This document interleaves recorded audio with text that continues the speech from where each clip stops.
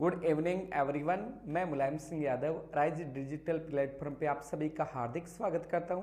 दोस्तों, जैसा कि पिछले क्लास के अंदर आपने हमारा 12th क्लास का जो चैप्टर नंबर फर्स्ट है उसके बारे में स्टडी की।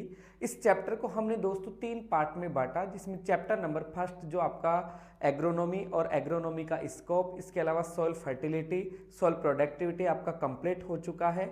आज अपन बात करेंगे इसी चैप्टर के पार्ट नंबर सेकंड, जिसमें अपन पढ़ेंगे आज सॉइल इरोजन। तो दोस्तों यहाँ पर जो आपका सॉइल इरोजन है, सॉइल इरोजन के बारे में आज अपन स्टडी करेंगे। और जो जेट वगैरह की एग्जाम है उस एग्जाम में भी काफी बार इससे क्वेश्चन पूछे जाते हैं। ठीक है, तो सबसे पहले अपन बात करेंगे, देखो यहाँ पर एक है आपका सॉइल और एक है दोस्तों आपका इरोजन। ठीक है, तो मृदा का भौतिक रूप से अपने स्थान से हटना क्या कहलाता है? Soil erosion. ठीक है, तो मृदा का जो फिजिकल मीन्स क्या है दोस्तों? मृदा का भौतिक रूप से अपने स्थान से हटना क्या कहलाता है? Soil erosion. सॉइल इरोजन का जो एग्रीकल्चर के दृष्टिकोण से जो इंपॉर्टेंस है वो बहुत बड़ा इंपॉर्टेंस है, क्योंकि मृदा का जब स्थानांतरण होता है तो मृदा के एलिमेंट्स जो होते हैं वो भी क्या होते हैं? मृदा के साथ स्थानांतरित हो जाते हैं, जिससे अपनी जो मृदा है, अपनी मृदा की सॉइल फर्टिलिटी दोस्तों कम हो जाती है। ठीक है, अब यहां पर देखिएगा दोस्तों, सॉइल इरोजन जो है, सॉइल इरोजन को हमने 2 भागों में बांटा है।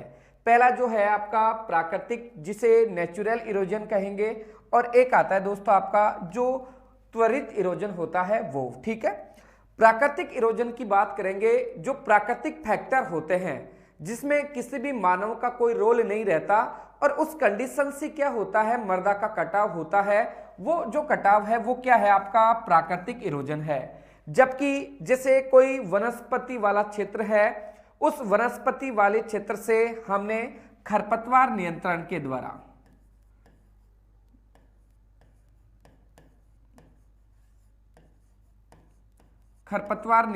द्वारा या हमने ग्रासिंग, पशुओं को चराकर,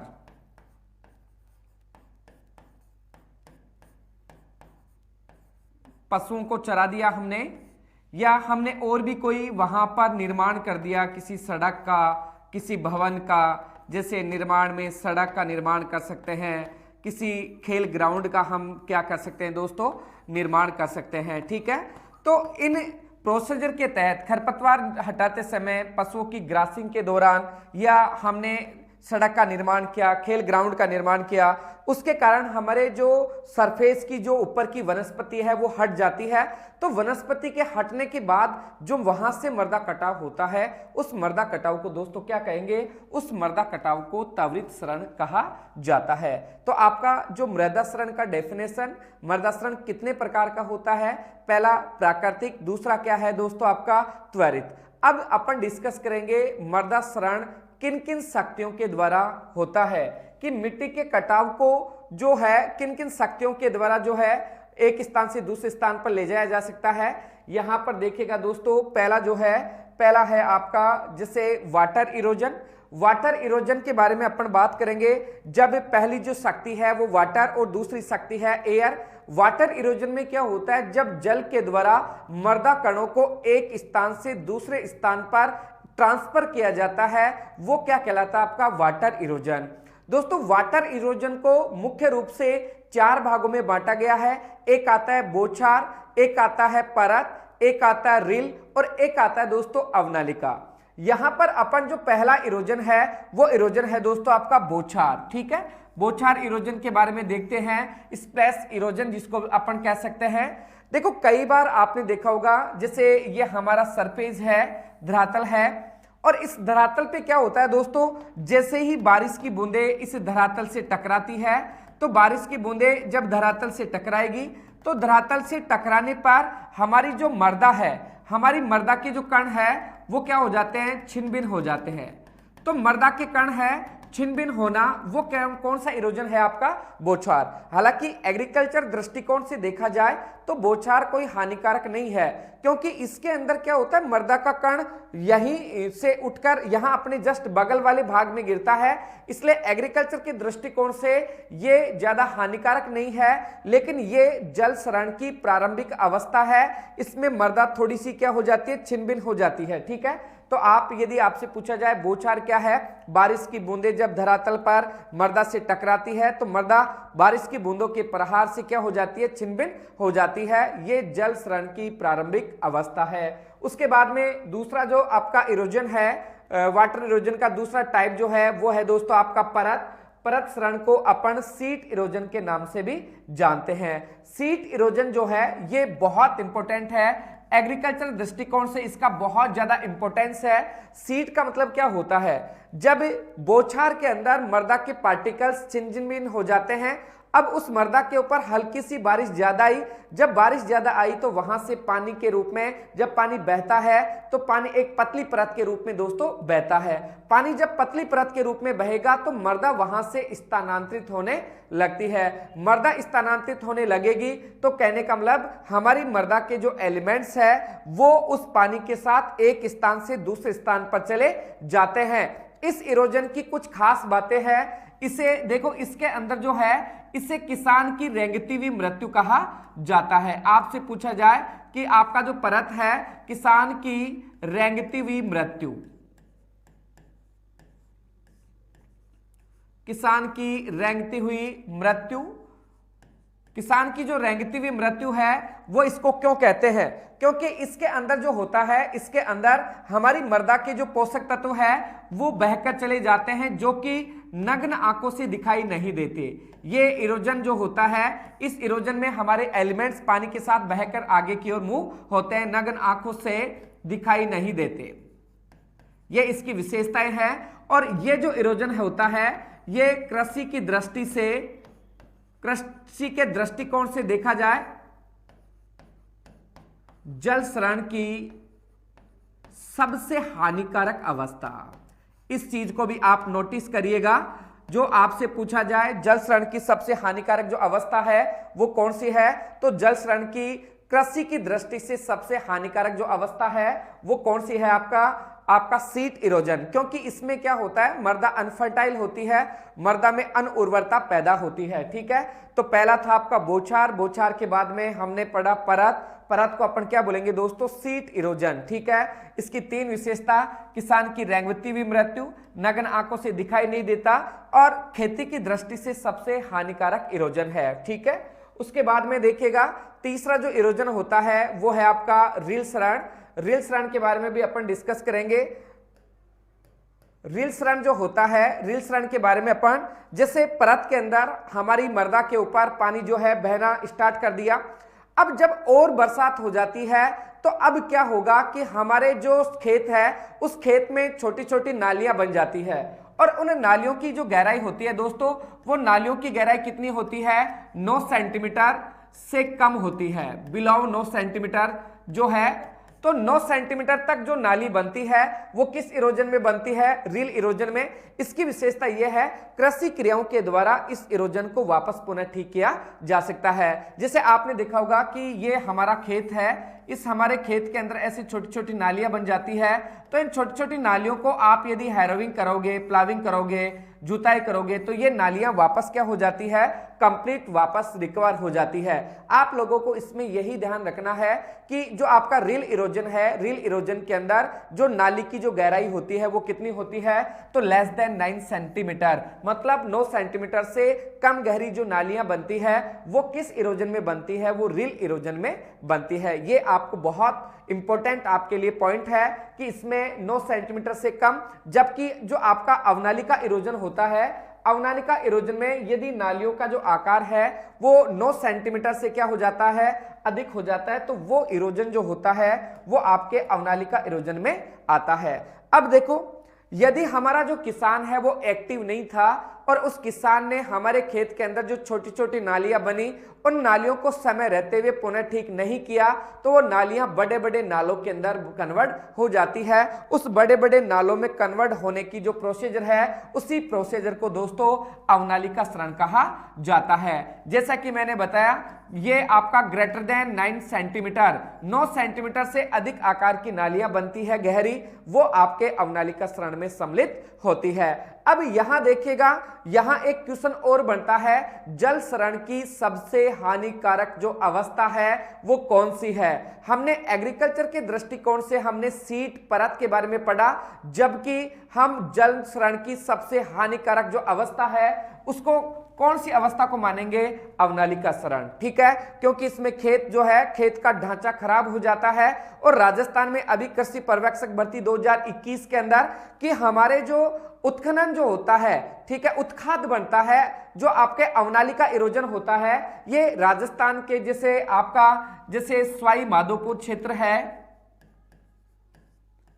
आपका सवाई माधोपुर है, इसके अलावा दोस्तों आपका धौलपुर है और इसके अलावा जो कोटा होता है, कोटा क्षेत्र के अंदर अवनालिका जो इरोजन है वो बनता है। क्योंकि राजस्थान के इस भाग के अंदर चंबल नदी है और चंबल नदी बहुत गहरी नदी है, इसलिए आसपास का पानी जब चंबल नदी में आकर गिरता है तो वो पानी की तेज बहाव से बड़े बड़े नालों का निर्माण करता है। ठीक है, तो आपका जो वाटर इरोजन है, जल के द्वारा मृदा कणों का एक स्थान से दूसरे स्थान पर ट्रांसफर होना जल सरण कहलाता है। 4 प्रकार का होता है, बौछार, परत, रील और अवनालिका। परत कृषि की दृष्टि से हानिकारक, किसान की रेंगती हुई मृत्यु जो नग्न आंखों से दिखाई नहीं देता। उसके बाद में हमारा रील था, 9 सेंटीमीटर से कम आकार की गहरी नालियां बनती है जिसे कृषि क्रियाओं के द्वारा पुनः ठीक किया जा सकता है। चौथा जो नंबर 4 था वो था अवनालिका। इसके अंदर नालियों की जो डेप्थ होती है वो 9 सेंटीमीटर से ज्यादा होती है और खेत के अंदर बड़े बड़े नाले बन जाते हैं। राजस्थान में ऐसी स्थिति सवाई माधोपुर, धौलपुर और कोटा क्षेत्र के अंदर बनती है। अब देखिएगा दोस्तों, अपन बात करेंगे हमारा जो वाटर इरोजन होता है, वाटर इरोजन को प्रभावित करने वाले कौन कौन से कारक है कि अपने खेतों से जो आपका जल का जो इरोजन होता है वो किस प्रकार से प्रभावित होता है। तो यहां पर देखिएगा दोस्तों, पहला जो है आपका ना जल सरण को प्रभावित करने वाला पहला जो कारक है वो है दोस्तों आपका क्लाइमेट। क्लाइमेट के बारे में अपन डिस्कस करेंगे कि जिन क्षेत्रों के अंदर वर्षा की अति आर्द्रता होगी या अति वृष्टि होगी, वहां पे वर्षा की मात्रा बहुत ज्यादा होगी, तो वहां पर वर्षा की मात्रा ज्यादा होने से वहां का पानी क्या होता है, ड्रेनेज ना होने के कारण इधर उधर घूमता है और जब पानी एक स्थान से दूसरे स्थान पर तेज गति से मूव करता है उस दौरान हमारी जो मृदा है उस मृदा को अपने साथ बहाकर दूसरे स्थान पर ले जाता है। जैसा कि दोस्तों अपन बात करें, राजस्थान में सर्वाधिक जल सरण कहां होता है, कोटा डिवीजन के अंदर आपने देखा होगा सबसे ज्यादा बरसात होती है। उसी प्रकार इंडिया के अंदर सर्वाधिक वाटर इरोजन जो होता है वो कहां होता है, वेस्टर्न बंगाल, क्योंकि वहां पर नदियों का क्षेत्र बहुत बड़े एरिया में अपवा तंत्र है और वहां पर पानी जब निकलता है वहां से तो बड़े बड़े क्षेत्रों के अंदर है ना, वहां मिट्टी का क्या करता है, इरोजन करता है। ठीक है, तो पहला क्लाइमेट हो गया। उसके बाद में एक आता है आपका स्थल की आकृति, जिसको टोपोग्राफी कह सकते हैं दोस्तों। इसको अपन है ना दूसरी लैंग्वेज में ढलान का नाम इसको दे सकते हैं। तो ढलान के साथ साथ पानी के बहने की रफ्तार बढ़ती है और पानी के बहने की रफ्तार बढ़ने से मृदा कटाव होने की संभावना ज्यादा रहती है। एक आता है मृदा गुण, बहुत इंटरेस्टिंग पॉइंट है। जैसे देखो, एक मृदा है वो है सैंडी सॉइल है और एक मृदा है दोस्तों वो कले मृदा है। अब सैंडी मृदा क्या होती है, बालू, और बालू के पार्टिकल्स का साइज ज्यादा रहता है और उसमें ऑर्गेन मैटर कम रहता है, तो ये मिट्टी के कण आपस में चिपके हुए नहीं रहते। ठीक है, इसलिए यहां पर कटाव क्या होता है, अधिक होता है, लेकिन जो क्ले पार्ट्स होता है उनका साइज कम होता है, ऑर्गेनिक मैटर क्या होता है, ज्यादा होता है और आपस में बहुत जटिलता से चिपके हुए रहते हैं। इसलिए आपकी चिकनी मृदाओं के अंदर जो इरोजन होता है वो दोस्तों क्या होता है, कम होता है। इसलिए जो आपका सोइल कैरेक्टर है वो भी आपकी मृदा जो आपके जल सरण है उस जल सरण को क्या करता है दोस्तों, प्रभावित करता है। एक आता है प्लांट इफेक्ट्स, वनस्पति का प्रभाव। यदि जिस क्षेत्र के अंदर वनस्पति है वहां पर इरोजन कम होता है, लेकिन वनस्पति विहीन क्षेत्र होता है वहां पर इरोजन क्या होता है दोस्तों, ज्यादा, क्योंकि वनस्पति जहां रहती है पेड़ों की जड़ों के द्वारा मिट्टी को जटिलता से क्या कर लिया जाता है, बांध लिया जाता है, जिसके कारण मृदा को वो बहने से रोकते हैं, क्योंकि जड़ों के द्वारा कुछ ऐसे लिक्विड्स का स्राव किया जाता है जो लिक्विड्स मिट्टी को बांधकर पैड्स बनाने का काम करते हैं। ठीक है, ये आपका वनस्पति का प्रभाव हो गया। एक आता है दोस्तों मानवीय कारक, जो ह्यूमन फैक्टर्स होते हैं। मानवीय कारकों की बात करें, जैसे वनस्पति वाला क्षेत्र है, हमने ग्रासिंग करवा दिया, सड़क बना दिया, रास्ता बना दिया, खरपतवार नियंत्रण किया, उस समय भी जो है हमारी मृदा वनस्पति विहीन हो गई। तो ये वो फैक्टर है जिनके कारण हमारी जो मृदा है वहां से जल शरण क्या होता है, बढ़ता या प्रभावित होता है। ठीक है, चलो नेक्स्ट आते हैं अपन। नेक्स्ट बात करेंगे जल शरण को रोकने की जो जैविक विधियां हैं। अब बात करेंगे धीरे धीरे कि हमारा जो वाटर इरोजन है, इस वाटर इरोजन को किस प्रकार से रोका जा सकता है, कौन कौन से मेथड्स उसके अंदर काम में लिए जा सकते हैं। तो पहला जो है आपका सस्य संबंधी उपाय। सस्य संबंधी उपायों की बात करेंगे, एग्रोनॉमिकल जो मेथड्स होते हैं उसके अंदर देखो पहला जो है वो पहला है आपका, इसके अंदर अपन बात करेंगे समुच्चय खेती। समुच्चय खेती का जो मतलब होता है दोस्तों ये होता है कंटूर फार्मिंग।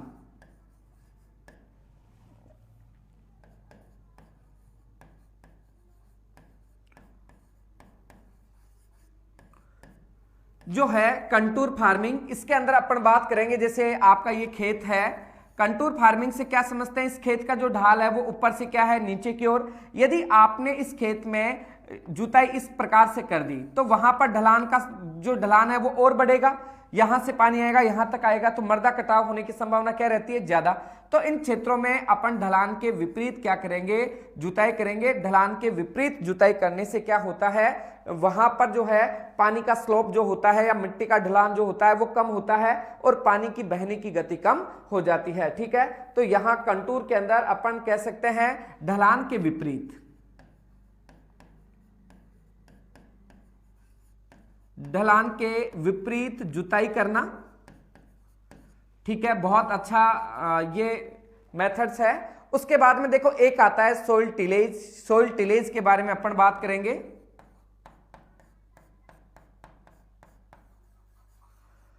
सोइल टिलेज से तात्पर्य है खेत के अंदर की जाने वाली सभी यांत्रिक कृषि क्रियाएं जो मृदा की टिल्थ निर्माण के लिए की जाती है, उन सभी क्रियाओं को सोइल टिलेज कहा जाता है। जैसे आपने देखा होगा कि हमारी बरसात ज्यादा होने वाली है, तो बरसात ज्यादा होने से पहले हमारे खेत के अंदर हम गहरी जुताई करें, ऑर्गेनिक मैटर का प्रयोग करें। तो मृदा की गहरी जुताई करने से क्या होता है, डेप्थ कल्टीवेशन करने से मोस्टली जो वाटर होता है वो वाटर क्या हो जाता है, मिट्टी के अंदर चला जाता है, इसलिए मिट्टी की कठोर परत को तोड़ दिया जाता है। ठीक है, तो ये आपका सोइल टिलेज हो गया।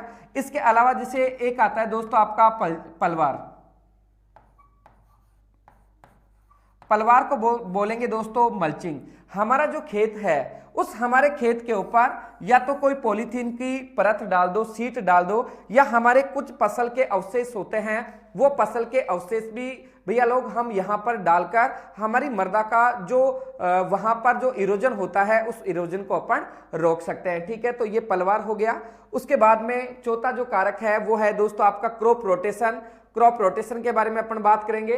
क्रॉप रोटेशन से तात्पर्य है एक निश्चित क्षेत्र में निश्चित अवधि में फसलों को अदल बदल कर बोना, जिससे मृदा उर्वरता लंबे समय तक बनी रहे।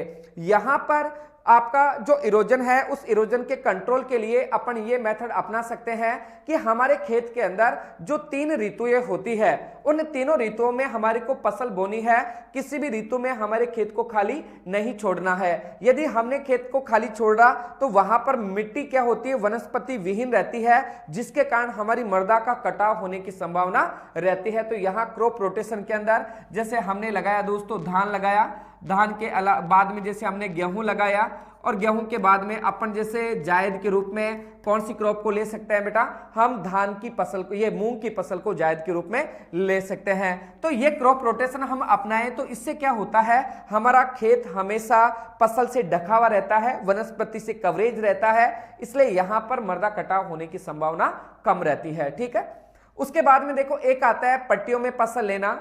तो पट्टियों में फसल लेना, जैसे स्ट्रिप फार्मिंग जो आता है, जैसे ये अपना जो खेत है, इस खेत के अंदर हम पट्टियों में क्या लेंगे दोस्तों, फसल लेंगे। पट्टियों में फसल लेंगे तो अपन कहने का मतलब है ना, जैसे यहां पर ये स्ट्रिप का काम करती है, ये फसल की जो जड़ें होती है मिट्टी को बांधे रखती है। और इसी के अकॉर्डिंग एक और प्रोसीजर आता है जिसे ले फार्मिंग कहते हैं। ले फार्मिंग का आपने जो है कई बार नाम सुना होगा कि फसल के साथ हम घास की पट्टियां भी लगा सकते हैं। जब हमारी फसल हमने काट ली तो वो घास की पट्टियां दोस्तों क्या करती है, मृदा को बांधे रखती है। तो ये भी क्या है, एक जल क्षरण को रोकने का सबसे उपाय है। ठीक है, तो पहला आपका समुच्चय खेती के द्वारा, एक भू परिष्करण के द्वारा, एक पलवार के द्वारा, एक क्रॉप रोटेशन के द्वारा, और एक आता है पट्टियों में फसल बोकर या ले फार्मिंग। ले फार्मिंग का मतलब है कि फसल के मध्य घास की बीच बीच में पट्टियां लगा दी जाती है। ठीक है, अब नेक्स्ट आगे चलते हैं। आगे चलेंगे दोस्तों घास संबंधी उपाय। ठीक है, जैसे ले फार्मिंग मैंने इसका एक उदाहरण बताया। ठीक है, तो ले फार्मिंग को हमने हालांकि डिस्कस कर लिया, लेकिन और देख लेते हैं। जैसे ये आपका ले फार्मिंग है। ले फार्मिंग मींस क्या है कि फसल के बीच बीच में घास की पट्टी लगाना। तो यहां पर फसल के मध्य घास की पट्टी लगाना।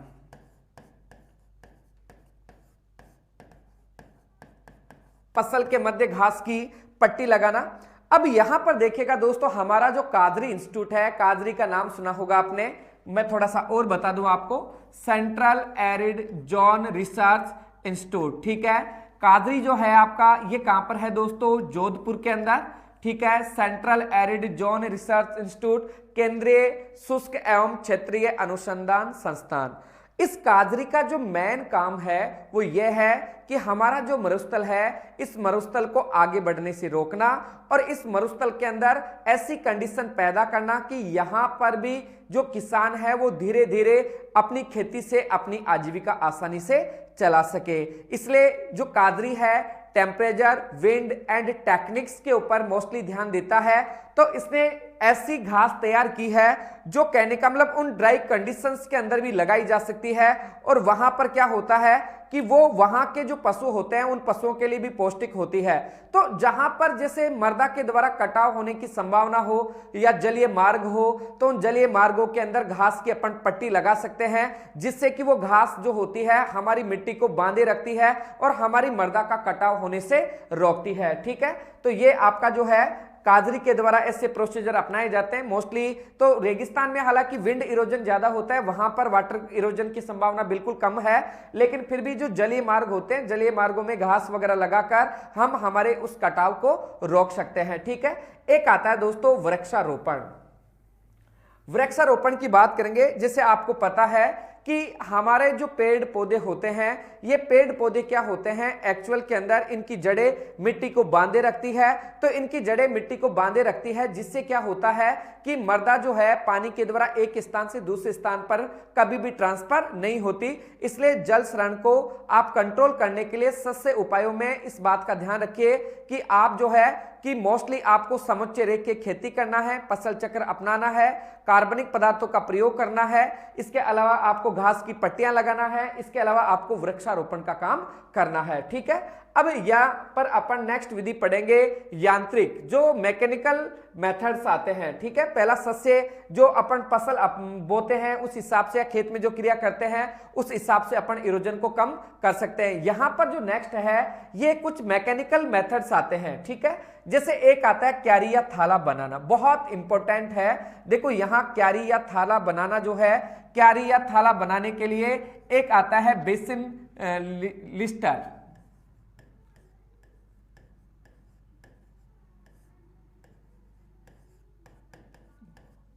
एक क्या आता है दोस्तों, बेसिन लिस्टर आता है। ठीक है, तो बेसिन लिस्टर से अपन क्या बनाते हैं, क्यारी या थाला बनाते हैं, जिससे क्या है, जैसे ये आपका खेत है तो इस खेत के अंदर बड़े बड़े क्यारी या थाला बना दिए जाते हैं और इन थालों के अंदर पानी को क्या किया जाता है, स्टोरेज किया जाता है। बीच बीच में मेड लगाई जाती है, तो पानी क्या है रहता है उसके अंदर इकट्ठा हो जाता है, कहीं मुंह नहीं होता, जिसके कारण वो जो है इरोजन जो है वो क्या हो जाता है। तो इसको बनाने के लिए बेसिन लिस्टर का प्रयोग किया जाता है। उसी प्रकार अधोमृदा की गहरी जुताई करना, अधोमृदा की गहरी जुताई का मतलब ये होता है एक यंत्र आता है जिसका नाम है दोस्तों सब सॉइलर। एक यंत्र आता है जिसका नाम है दोस्तों सब सॉइलर। ये जैसे अपनी मृदा है, इस मृदा की डेप्थ में अपन क्या करेंगे ना, इसकी डेप्थ में अपन कल्टीवेशन करेंगे। तो डेप्थ में कल्टीवेशन करने से यहां बीच बीच में आने वाली जो कठोर परतें हैं वो क्या हो जाती है दोस्तों, टूट जाती है। कठोर परत टूटने से क्या होता है, हमारा जो वाटर है वो नीचे की ओर क्या होता है, मूव होता है। इसलिए खेत का अधिकांश जल जो है वो मृदा के नीचे के संस्तरों में पहुंच जाता है। तो ये क्या है आपका जो है अधोमृदा की गहरी जुताई करना। अब एक आता है दोस्तों कंटूर टेरेस बनाना। कंटूर टेरेस बनाने के लिए अपन जो है ये जैसे थाला मेथड छोटे स्केल पे होता है और एक आता है कंटूर टेरेस। जैसे आपने देखा होगा ये ढलान वाले जो क्षेत्र होते हैं ऐसे होते हैं। यदि इस ढलान को, इस स्लोप को ऐसे कर दिया जाए और इस स्लोप के ऊपर अपन क्या होगा, इस स्लोप के ऊपर जैसे अपन खेती करें, ठीक है, जैसे यहां पर हमने खेती की तो ये जो स्लोप है, स्लोप पे हमने खेती की तो ये पानी के बहने की रफ्तार को क्या करता है दोस्तों, कम करता है। ठीक है, तो इस प्रकार से हम कंटूर टेरेस बनाकर भी हमारे जल शरण को रोक सकते हैं। ठीक है, इरोजन को रोक सकते हैं। नेक्स्ट आता है कंटूर खाई बनाना। अब कंटूर खाई बनाने के लिए जैसे आपने देखा होगा मोस्टली हमारे आसपास के जो किसान है वो किसान भी कहने का मतलब कंटूर जो खाई है वो तैयार करते हैं। जैसे हमने यहाँ पर नाली बना दी, एक नाली यहां पर बना दी, एक नाली यहां पर बना दी। खेत का जितना भी जो पानी है वो पानी क्या हो जाता है दोस्तों, खेत से इन नालियों से होता हुआ, खाई से होता हुआ अपने खेत से क्या हो जाता है दोस्तों, बाहर हो जाता है। तो ये आपके जो थे ये मृदा शरण में जो आपका वाटर इरोजन होता है, वाटर इरोजन को रोकने के यांत्रिक उपाय थे। अब अपन डिस्कस करेंगे वायु, विंड इरोजन। ठीक है, तो जल शरण जहां तक मैं समझ पा रहा हूं आप सभी विद्यार्थी जो है जल शरण को आपने बहुत अच्छी तरीके से अपने माइंड में स्थापित किया होगा। आपकी 12th एग्रीकल्चर के अंदर ये लेसन नंबर 1 पार्ट 2 पढ़ रहे हैं अपन। आप सभी विद्यार्थी है, आप बीच बीच में स्क्रीनशॉट भी ले लिया करो ताकि आपकी थोड़ा सा नॉलेज में रहे। बाकी आपकी जो एग्जाम है 12th, उसे 12th एग्जाम के बेस को पढ़ने के लिए ये हमारी क्लास बहुत कारगर है। चलो देखते हैं नेक्स्ट एक आता है वायु शरण। वायु शरण की अपन बात करेंगे, इससे बोलेंगे दोस्तों विंड इरोजन। जब मृदा का कटाव वायु के द्वारा होता है या वायु के द्वारा मृदा एक स्थान से दूसरे स्थान पर स्थानांतरित हो जाती है उसे वायु शरण कहा जाता है। अब वायु शरण जो है ये 3 प्रकार का होता है। एक होता है साल्टेशन, एक होता है सस्पेंशन और एक होता है दोस्तों सतह क्रीप। अब यहां पर अपन बात करेंगे उछलन जो होता है, उछलन के अंदर अपन बात करेंगे साल्टेशन। साल्टेशन में क्या होता है, जिन पार्टिकल्स का साइज 0.1 mm से 0.5 mm के बीच होता है वो मृदा कण उछल कर एक स्थान से दूसरे स्थान पर चले जाते हैं। यहां आपसे जो क्वेश्चन एग्जाम में पूछा जा सकता है वो ये है उछलन की क्रिया में सोइल पार्टिकल्स का साइज कितना होता है। तो उछलन की क्रिया में सोइल पार्टिकल्स का जो साइज है वो 0.1 से 0.5 mm के मध्य होता है। दोस्तों ये आपको और बताऊं मैं कि यहां पर वायु शरण के द्वारा जितना भी इरोजन होता है उस इरोजन का 50 से 75% जो भाग है वो किसके द्वारा होता है, उछलन प्रोसीजर के द्वारा इरोजन होता है। ठीक है, उसके बाद में एक आता है निलंबन। निलंबन को बोलेंगे सस्पेंशन। सस्पेंशन के अंदर क्या होता है, जिन पार्टिकल्स का साइज 0.1 mm से क्या होता है दोस्तों, कम होता है, वो मृदा के कण हल्के होने के कारण हवा के झोंकों से एक बार वायुमंडल में चले जाते हैं और कई दिनों तक वायुमंडल में लटके रहते हैं। जैसे उदाहरण के तौर पे हमारा जो रूम है उस रूम में हमने झाड़ू लगाई तो झाड़ू के द्वारा जिन पार्टिकल्स का साइज बड़ा रहता है वो पार्टिकल्स क्या हो जाते हैं, हमारे रूम से बाहर हो जाते हैं। लेकिन जिन पार्टिकल्स का साइज बिलो 0.1 mm होता है वो पार्टिकल्स हवा में उड़कर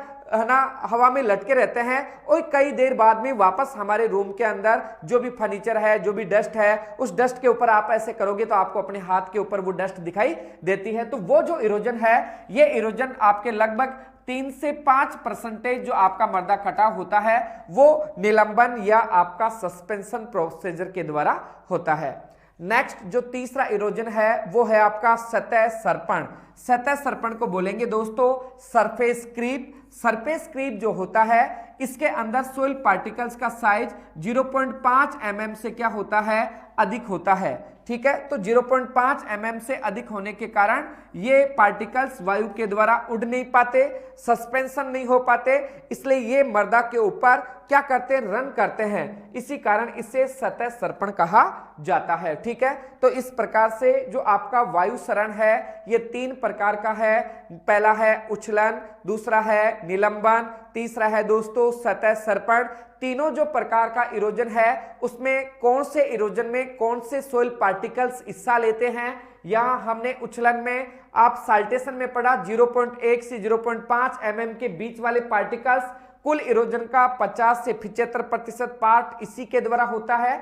निलंबन जिसको सस्पेंशन कहते हैं ये बिलो, ठीक है, 0.1 mm मतलब 0.1 mm से कम होने के कारण ये डस्ट के रूप में उड़ता है और कई घंटों बाद में, कुछ दिनों बाद में धीरे धीरे वापस आता है। इसका जो है परसेंटेज है आपका 3 से 5। बाकी बचा हुआ जो है सरफेस, जो है सरफेस क्रीप जिसको कह सकते हैं सतह सर्पण।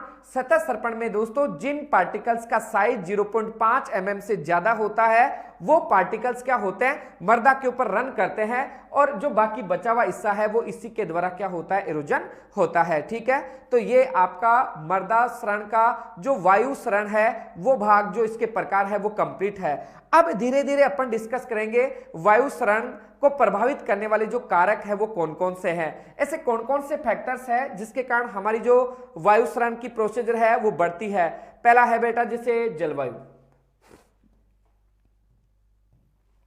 जलवायु के अंदर आपने देखा होगा एक क्षेत्र की जलवायु है बेटा वो है शुष्क और एक क्षेत्र की जलवायु क्या है, आर्द्र। शुष्क का मतलब एरिड और आर्द्र का मतलब ह्यूमिड। एरिड का होता है कि कुछ क्षेत्रों के अंदर वर्षा कम होने से वहां पर मृदा में मॉइस्चर कम हो जाती है, तो मृदा में नमी का क्या रहेगा, अभाव। मृदा में नमी का अभाव रहेगा, वहां पर वनस्पति नहीं रहेगी और मृदा के जो कण है वो बिखरे बिखरे रहते हैं। इसलिए जैसे ही वायु का झोंका आया, वायु के झोंके के द्वारा मिट्टी एक स्थान से दूसरे स्थान पर चली जाती है। तो जलवायु बहुत बड़ा कारक है इसमें। उसके बाद में एक आता है सॉइल। सॉइल के बारे में भी मृदा जो है, मृदा जिसे अपन पढ़े, मृदा अभी हम बात कर रहे थे, एक आता है आपका सैंडी सॉइल है ना, उसके बाद में एक आता है दोस्तों आपका क्ले सॉइल। अब सैंडी सॉइल के अंदर क्या होता है, मृदा के पार्टिकल्स का साइज बड़ा होता है और उसके अंदर कार्बनिक पदार्थों की मात्रा कम होती है। कार्बनिक पदार्थों की मात्रा कम होने से इसके जो पार्टिकल्स है वो दूर दूर बिखरी हुई अवस्था में रहते हैं, इसलिए इन पार्टिकल्स के उड़ने की संभावना क्या रहती है दोस्तों, ज्यादा रहती है।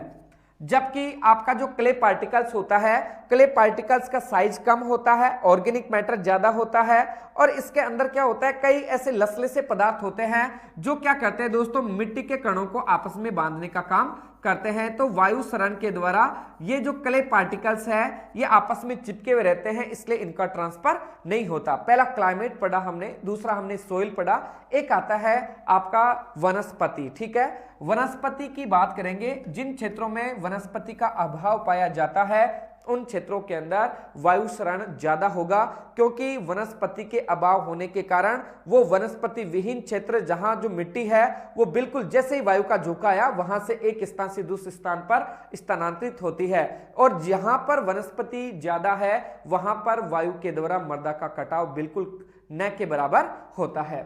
उसके बाद में एक आता है स्थलाकृति। स्थलाकृति की बात करेंगे दोस्तों। स्थलाकृति का मतलब है ढलान। जैसे आपने देखा हो ये ढलान है, तो यहाँ की जैसे हवा आई, हवा के द्वारा ये जो मिट्टी है वो धीरे धीरे ढलान जो है स्लोप में आकर यहाँ आकर क्या हो जाती है दोस्तों, इकट्ठी हो जाती है। तो ये थे आपके वायु सरण को प्रभावित करने वाले कारक, जलवायु, मृदा, वनस्पति और एक आता है दोस्तों स्थल की आकृति। ठीक है, स्थलाकृति जिसको अपन बोल सकते हैं। अब अपन बात करेंगे वायु सरण नियंत्रण के सिद्धांत, किस प्रकार से वायु सरण को रोका जा सकता है। तो वायु सरण को रोकने के लिए जो इसके सिद्धांत है उस सिद्धांत में कुछ क्रियाएं हैं जिन क्रियाओं के बारे में अपन विस्तारित अध्ययन करेंगे, बहुत इंपॉर्टेंट है, इसके बारे में देखते हैं अपन। जैसे पहला है दोस्तों आपका पलवार। पलवार की अपन बात करते हैं। पलवार को अपन क्या बोलते हैं, जैसे इसको पलवार या मल्च के नाम से जानते हैं। हालांकि जो पलवार होता है ये आपके वाटर और एयर दोनों प्रकार के इरोजन को रोकने का काम करता है। इसके अंदर क्या है कि हमारा जो खेत है उस हमारे खेत के ऊपर हम पलवार के द्वारा, जैसे फसल अवशेष है, पूर्ववर्ती फसल के जो भी नीचे वाले जो ठूंठ होते हैं, जो जड़ें होती है, उनको अपन खेत में छोड़ दे क्योंकि वो भी मिट्टी को बांधे रखते हैं, या हमने उसके ऊपर एक पॉलीथीन से कवर कर दिया तो मिट्टी का जो प्रभाव है, मिट्टी के ऊपर वायु का जो प्रभाव है वो प्रभाव नहीं लगता, जिसके कारण हमारी मृदा का कटाव होने की संभावना क्या रहता है, कम रहता है। एक आता है दोस्तों टिलेज। टिलेज की अपन बात करते हैं, जैसे हमारी मृदा के अंदर टिलेज की जो क्रियाएं हैं उनके द्वारा गहरी जुताई करेंगे, गहरी जुताई करके हम पाटा चला देंगे, तो पाटा चलाने से भी क्या होता है कि अपनी मिट्टी वापस क्या हो जाती है, दब जाती है, उसमें नमी रहती है, तो नमी रहने से सॉइल हैवी हो जाती है, उसका भार बढ़ जाता है, जिसके कारण वायु के द्वारा हमारी मृदा के उड़ने की संभावना कम रहती है। इसके अलावा जैसे हम कवर क्रॉप ले सकते हैं, ठीक है, कवर क्रॉप भी एक बहुत अच्छा, जैसे कवर क्रॉप, ठीक है, कवर क्रॉप की बात करेंगे, मृदा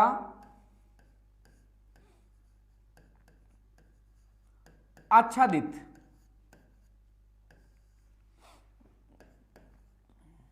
फसलें लेना, मृदा आच्छादित फसलें लेना। कवर क्रॉप के रूप में आप वो फसलें लगाइए जो कहने का मतलब सनलाइट को पृथ्वी पर आने से रोकती है, क्योंकि सनलाइट को यदि वो मिट्टी पर आने से रोकेगी तो हमारी जो मिट्टी है उसमें मॉइस्चर है वो लंबे समय तक रुक पाएगी, और मॉइस्चर लंबे समय तक रुक पाएगी तो हमारी मृदा का जो वेट होता है वो भी क्या होता है दोस्तों, ज्यादा होता है, जो ट्रांसफर होने की संभावना बिल्कुल क्या रहती है, कम रहती है। तो ये भी एक लॉजिक है, ठीक है। इसके अलावा जैसे अपन बात कर सकते हैं, एक आता है दोस्तों जैसे आपका शेल्टर बेल्ट होता है, ठीक है, शेल्टर बेल्ट है, तो शेल्टर बेल्ट का मतलब क्या है, ये है रक्षक पेटिका। इसे दोस्तों क्या कह सकते हैं, रक्षक पेटिका, ठीक है। रक्षक पेटिका जो होती है ये हमेशा खेत के पश्चिम भाग के अंदर लगाई जाती है। जैसे राजस्थान की जो डिजर्ट कंडीशन है, जैसे ये हमारा खेत है, ये दोस्तों हमारा खेत है, और इस हमारे खेत के अंदर हमने हमारे खेत के पश्चिम भाग के अंदर जैसे कुछ भाग के अंदर हमने क्या लगाया, हमने यहाँ पर धूप घास लगाई, ठीक है, फिर झाड़ी लगा दी, फिर अरंडी लगा दी, फिर आपने क्या लगा दिया, जैसे आपने शीशम लगा दिया, उसके अलावा खेजड़ी लगा दी, आपने बबूल लगा दिया, बबूल के आगे क्या लगा दिया, आपने सफेदा लगा दिया। तो कहने का मतलब ये देखो, अब जो यहां से पश्चिम से जो हवा आएगी, वो पश्चिम से आने वाली जो हवा है उस हवा की रफ्तार को इस वनस्पति के द्वारा क्या कर दिया जाता है दोस्तों, रोक दिया जाता है। तो इस वनस्पति को यहां पर वनस्पति के द्वारा हवा की रफ्तार को रोका, तो ये जो आपका कई लंबे किलोमीटर क्षेत्र जो है, उस कई लंबे किलोमीटर के क्षेत्र के अंदर जो है वो हवा क्या हो जाती है, ऊपर की ओर निकलती है, जिसके कारण क्या होता है, वहां पर मिट्टी का कटाव नहीं होता। तो आप जो शेल्टर बेल्ट लगाते हो ये हमेशा रक्षक पेटिका खेत के पश्चिम दिशा में लगाते हैं, तो ये क्या करती है, हवा के प्रभाव को क्या करती है दोस्तों, कम करती है। जैसा कि राजस्थान के अंदर आपने देखा होगा दोस्तों, एक बहुत बड़ी समस्या है कि हमारा जो डिजर्टीकरण है वो बहुत फास्ट गति से हो रहा है। डिजर्टीकरण की बात करें तो मरुस्थलीकरण जो है वो बहुत तेज गति से जो है वो चल रहा है, क्योंकि राजस्थान के अंदर जो गर्मियों में हवा चलती है वो पश्चिम से किधर चलती है, पूर्व की ओर चलती है। तो पश्चिम से पूर्व की ओर चलती है, तो वो जो पश्चिम की जो सैंडी सॉइल है, जो डिजर्ट सॉइल है, वो बालू है, वो बालू उस हवा की तेज गति के साथ लगातार पूर्व की ओर क्या हो रही है, मूव हो रही है। इसलिए राजस्थान के अंदर अरावली पर्वतमाला का एक बहुत बड़ा रोल है कि उसने उस डिजर्ट को इधर आने से क्या किया है दोस्तों, रोका है। इसलिए हमारे खेतों के पश्चिम साइड के अंदर मरुस्थल को रोकने के लिए, गर्म हवा को रोकने के लिए वहां पर रक्षक पेटिका के रूप में हम वृक्ष लगा सकते हैं। अब अपन बात करेंगे जो राजस्थान की डिजर्ट कंडीशन के अंदर, जैसे आपका दूब घास है दोस्तों, जैसे दूब घास लगा सकते हैं, ठीक है। इसके अलावा जैसे सेवन घास लगा सकते हैं, इसके अलावा जैसे अपन अरंडी लगा सकते हैं, उसके इसके अलावा जैसे अपन दोस्तों अरंडी के अलावा जैसे आपकी ये जो गांव में झाड़ियां होती है, डिजर्ट में झाड़ी लगा सकते हैं। झाड़ी के अलावा जैसे शीशम लगा सकते हैं। रेगिस्तान में एक और आता है, रेगिस्तान का जो डिजर्ट का सागवान है, जैसे रोहिडा जो नामक प्लांट होता है। इसके अलावा खेजड़ी,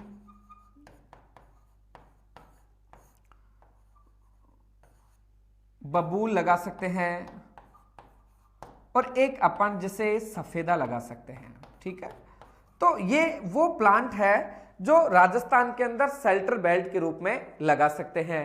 जैसे दूब घास जो आता है साइलोडोन डेक्टाइलोन, दूब घास का वानस्पतिक जो नाम है वो क्या है, साइलोडोन डेक्टाइलोन। सेवन घास लस्यूरस सिंडेक्स, अरंडी रिशिनस क्यूमिनस, ये है जिजिपास रोडेंटिफोलिया, सीसम डलबर्जिया सीसो, रोहिडा टिकोमेला एंडुलेटा। एक आता है खेजड़ी प्रोसोपिस सिंडेरिया, अकेसिया नाइलोटिका और सफेदा यूकेलिप्टस स्पीसीज। तो ये आपके सामने जो मैंने आपको बताए हैं, ये डिजर्ट में लगाए जाने वाले जो शेल्टर बेल्ट के अंदर जो वृक्ष काम में लेते हैं, वो सभी वृक्ष मैंने आपको बताया है यहाँ पे। इसके अलावा देखो कुछ अपन और उपाय अपना सकते हैं ताकि हमारा जो एयर इरोजन है उसको रोका जा सके। एक अपन नमी संरक्षण के ऊपर ध्यान दें।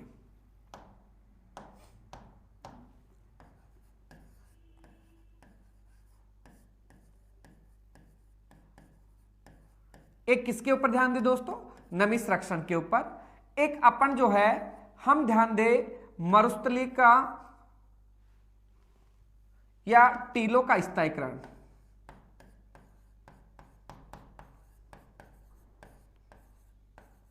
टीलों का क्या करें दोस्तों, स्थायीकरण करें।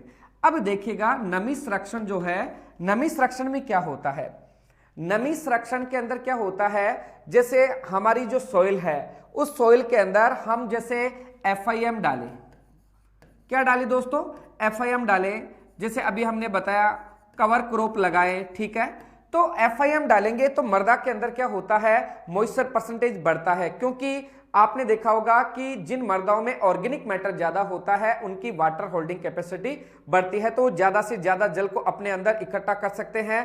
तो मृदा के अंदर मॉइस्चर रहेगी तो वायु के द्वारा मृदा कटाव होने की संभावना कम रहती है। कवर क्रॉप के रूप में भी अपन है ना, जैसे आपकी मोठ है, मोठ के अलावा जैसे आपका लोबिया है, ये वो फसलें हैं जो कवर क्रॉप के रूप में लगाकर मृदा को जो है उसकी नमी को उड़ने से रोका जा सकता है। एक आता है टीलों का स्थायीकरण। टीलों के स्थायीकरण के अंदर हम सुनते हैं कई बार रेगिस्तान के अंदर टीले हवा के द्वारा एक स्थान से दूसरे स्थान पर ट्रांसफर होते हैं। यदि उन टीलों के ऊपर दोस्तों हम घास लगाएं, उन टीलों के ऊपर घास लगाएं और उनके ऊपर थोड़ा सा मॉइस्चर रखें, तो वो टीले घास के कारण एक स्थान से दूसरे स्थान पर नहीं उड़ पाएंगे, जो कि हमारे इरोजन को क्या करता है दोस्तों, रोकता है। तो आज अपना जो पार्ट था, आज के पार्ट के अंदर हमने बात किया इरोजन के बारे में। एक बार थोड़ा सा फास्टली देखते हैं आप सभी मित्र, एक बार थोड़ा सा अंत में इसको रिवीजन टाइप में एक बार देखते हैं। तो आज हमने बात की, हम बात कर रहे थे इरोजन की। तो मृदा का भौतिक रूप से अपने स्थान से हटना क्या कहलाता है, मृदा क्षरण या सोइल इरोजन या मृदा अपरदन कहलाता है। मृदा अपरदन दो प्रकार का है, प्राकृतिक, एक आता है त्वरित। त्वरित के अंदर अपन बात करेंगे किसी वनस्पति वाले क्षेत्र में पशुओं की ग्रासिंग के दौरान, ग्रासिंग का मतलब चराई के दौरान, एक आता है खरपतवार नियंत्रण के समय, या और भी कोई सड़क निर्माण के समय, किसी खेल ग्राउंड के निर्माण के समय उसको वनस्पति विहीन बनाया जाता है। उसके बाद जो कटाव होता है वो कटाव क्या है आपका, त्वरित। मृदा क्षरण जो होता है वो दो शक्तियों के द्वारा होता है। एक होता है जल क्षरण, जब मृदा का कटाव जल के द्वारा होता है जल क्षरण, जब मृदा का कटाव वायु के द्वारा होता है वायु क्षरण। यहां अपन बात करेंगे पहला बौछार, बौछार को अपन बोलेंगे स्प्लैश इरोजन।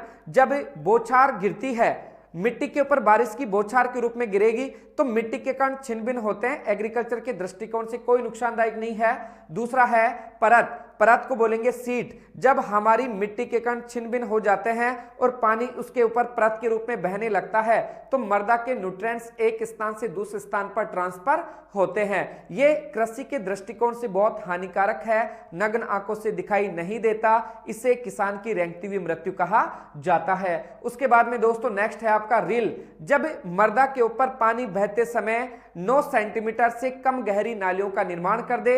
इन नालियों को कृषि क्रियाओं के द्वारा पुनः ठीक किया जा सके, वो जो इरोजन है वो रिल क्षरण कहलाता है। और इसकी चौथी अवस्था है रिल क्षरण की बढ़ती हुई अवस्था अवनालिका, जिसमें नालियों की डेप्थ जो होती है वो 9 सेंटीमीटर से ज्यादा होती है। और ये राजस्थान के सवाई माधोपुर, धौलपुर, कोटा क्षेत्र के अंदर ऐसी समस्या पाई जाती है, क्योंकि वहां पर जो हमारी चंबल नदी है उसकी गहराई ज्यादा होने के कारण आसपास के खेतों का पानी उसके अंदर आकर गिरता है। एक आता है जल क्षरण को प्रभावित करने वाले कारक, जलवायु, स्थलाकृति, मृदा गुण, वनस्पति का प्रभाव और मानवीय कारक। ठीक है, उसके अलावा मृदा संरक्षण की जैविक विधियां, कौन कौन सी विधियां हैं जिसके द्वारा हम जो वाटर इरोजन है उसको कम कर सकते हैं। तो सस्य संबंधी में कंटूर फार्मिंग, सोइल टिलेज अपनाकर, पलवार अपनाकर, क्रॉप रोटेशन अपनाकर, फसल पट्टियों में बोकर, घास संबंधी उपाय, कुछ घास लगाकर जलीय मार्गों को मजबूत बनाया जा सकता है, वृक्षारोपण करके, प्लांटेशन करके। एक आता है मृदा संरक्षण की जो मैकेनिकल मेथड्स है, यांत्रिक विधियां हैं, जैसे बेसिन लिस्टर के द्वारा थाला बनाकर, सब सोइलर के द्वारा गहरी जुताई करके, कंटूर टेरेस बनाकर, कंटूर खाई बनाकर। एक आता है दोस्तों आपका वायु क्षरण।